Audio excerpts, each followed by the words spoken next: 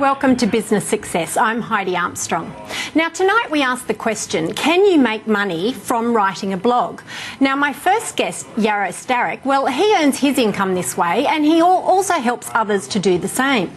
So if you are someone working in a full-time capacity but really keen to kickstart something of your own, well, there are a few golden rules you really should know to help guarantee your success. So we will look at that tonight. Now, if you are toying with the idea of starting your own business and wondering if there is any financial benefit to writing a blog, then there is much to be learnt from my next guest. Now, Yaro, he earns his income from blogging and he's going to tell us how to do it. Welcome to the show, Yaro. Thank you for having me, Heidi. Pleasure. So you started your blog about 10 years ago as a bit of a hobby. At what point did you drop your day job and receive income from the blog? It took me about 18 months to really feel like I could live off the blog only. It was a lot of trial and error in the first year, but after about 18 months I was making between $5,000 and $10,000 a month, which I thought was enough to live a good full-time lifestyle. So this is your blog called Entrepreneur's Journey, and what did you do? You just started talking about what interested you about entrepreneurs, is that it? Basically, I was an entrepreneur before I was a blogger. So I had a proofreading company, I had a card game website where I sold cards, a game I used to play in high school. So I started this blog as a hobby to tell stories about my experience as an entrepreneur and also just things I was thinking about. As an entrepreneur, you're always having ideas. So I started chronicling my journey and giving tips about things I had done that had worked, things that hadn't worked, and an audience started to grow. So I was a bit surprised. People were interested. I was surprised, but yeah, it worked. Is that the trick, do you think? Is the trick about finding the topic that you're interested in? Is it that simple? I think that's half the trick. So you need to make sure you have some sort of advantage, some sort of strength, knowledge, skill in your subject area, but there has to be a market for it. You have to have potential buyers of products or a potential audience that will read your content so you can sell advertising and get enough traffic. So two sides, the right strength and also a buying marketplace. So how do you know? How do you know at Yaro that I'm on a winner of an idea? And do you help people with that sort of thing? Do you say, I'm sorry, that's just going to not have legs, that won't take off? Definitely. I think it's the right thing to do. I coach people a lot, so you don't want to have people investing 2 years of their life on a topic that will never make money. One of the smartest things you can do to begin with is some sort of test to prove that there actually is buyers in the market. So I recommend bloggers do a lot of research first and just find out, are there people buying products and services in the same industry that you're about to enter? Are there other blogs? Are there other websites? Are there even TV shows, radio shows, magazines, newspapers? So make sure there already is a market and an industry, and then find out where you're going to fit. So what slice of that marketplace are you going to take, and what's your specialty going to be? Now, Yaro, is this how you did it? Because it's sounding not like how you started out, in that you just fell into the success, did you? Or was there a strategy behind it? Well, 10 years ago, it was the early days. So, right, okay, you're forgiven then. People today get the benefit of the hindsight of people who started 10 years ago. So I did have more trial and error. The difference is it did take me about a year to make a single dollar from what I was doing, where you could find out within the first 3 months, even the first month, if you're very proactive. But you get the advantage of the research. Like I sort of threw ideas out there and saw what stuck. Thankfully, there's a bit of luck there as well. I was in a market where people do spend money, and I was able to make it work. But definitely try and do things more research today than what I did back then. Right, okay. Yaro, we talk about blogs, and I'm conscious that you and I know what a blog is. What about for people who are thinking, well, what's the difference between a blog and a website? Well, I didn't know this question either. I was very interested in websites before blogging, and then someone said you should start a blog. So the main difference is they're kind of like journals. Certainly in the early days, they were one individual writing a blog. It's sort of like the first type of social media. People were sharing their photos of their breakfast like they do on Facebook and Twitter nowadays. But the real difference at the early days was that interaction. It was the first time you could leave comments on other people's sites. Blogs had content that was released in chronological order, so you got the most recent content at the start. And it was very social, so people would start linking back and forward to each other. And you have to remember, blogging came about at a time when websites were very static. So most websites didn't have interaction.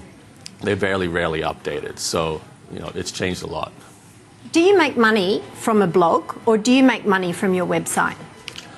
Well, I mean, both. It depends what your business is. You might Say your business. Okay, my business in particular, I have only a blog. My blog is my website. So basically, I have my blog, I share content, I write articles, I do videos, I do podcasts, and then I teach people and I sell digital courses, I sell ebooks that I've written myself, I sell live coaching and phone coaching, things like that.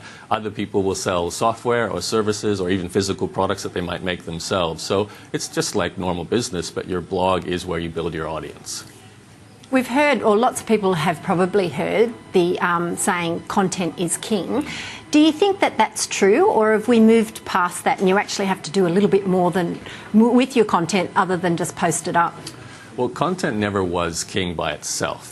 This is controversial. Yes, there's always been a queen, I guess you could say. Okay. And that's marketing. That's going out there and pushing your message out onto different channels. Today, you're kind of lucky in one sense. We do have social media. We have Facebook and Twitter and all these other platforms where we can connect with other people in our industry. So you need to do both. Write your own blog, produce your own content, build your audience, but also spend some time going out there to reach other people, maybe get on TV, maybe get on radio, all those sorts of things do build your audience. So it is two sides of the same coin, really. So it is about making sure that you have the content, but that you're marketing that content. Now, a lot of people might say social media is a great place to market your content. Is it fair to say, well, that's useless if you actually don't have the followers? Well, I think it's important to have a place for people to go outside of social media. That's what the blog is. To take them back to your site? And an email list. We haven't really talked about that, but my blog and my email list make up my business, and my email newsletter. So there's two aspects to it. So I use social media, I use lots of marketing techniques, but I'm always bringing people back to the blog and back to the email list. So and back to that position where they can make the payment. Well, yes. So to the blog, to the email list, and then to my products and services. That's how I make a living. But 90% of my audience just read my content for free. There's only a small percentage who actually buy my products, which is also wonderful because it does allow me to help people without necessarily asking for money. But I do need the customers to run a business as well. So. Your way of getting income then is from providing services to customers. It's not from selling your space to marketers? I did in the early days, and it's still very, very common online today to do advertising. Most of the sort of Huffington Posts and Mashables and TechCrunches, the big blogs, those ones will primarily use advertising as their mainstream of income. I'm more of what you'd call like a specialist expert blogger, so I prefer to sell products and services because it's better profit margins. I get more personal satisfaction from selling my own writing, my own work. So you've got options, though. They're both available to all bloggers.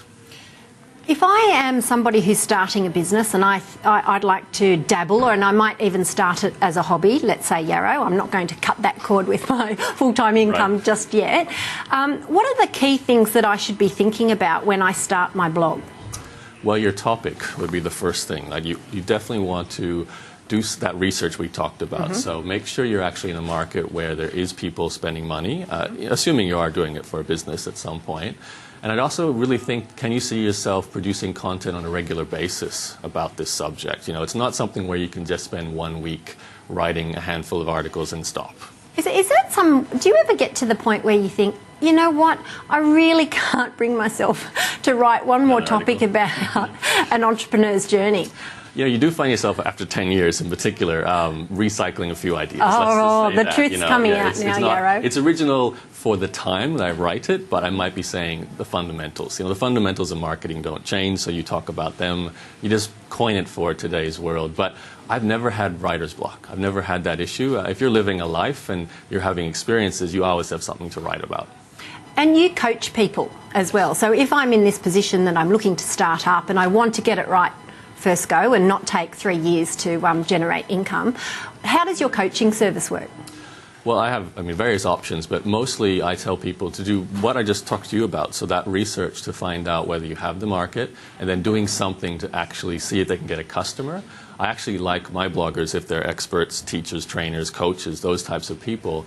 For example, if acne is your specialty, I have a client who helps women with acne, adult acne. So I would say to someone like that, first get some private coaching clients, speak to them on the phone, understand them better. And then once you've got that knowledge, you've got buyers, then start the blog, then start the email list, then start producing content. So I guide people through all that process. But step one is topic selection. We spend a lot of time getting that right to begin with. Okay, and I guess it's a process of optimising all the time, isn't it? Going, I'll give this a go, let's see how that works. No, that didn't work, let me try something new. Is that fair? That is exactly, it is a system. That's the beautiful thing about blogging. You're trying to get a certain number of people to your blog, and then a certain number of people to join your email list, and then a certain number of people to read the emails, open the emails, click the links in the emails, to go to your products and services. So you can test at each of those levels to try and improve your results. And if you treat it that way, it's good because you don't get emotionally involved with whether you're successful or not. You just look at the test results. Is it working? Keep testing if it's not.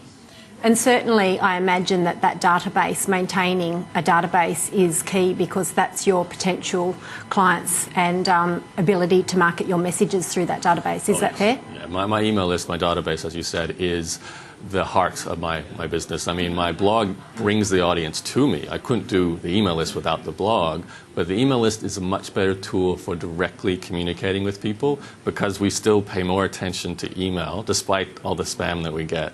People spend more attention to their email every day than any other platform. I check my email every day, I'm pretty sure I check my email every day.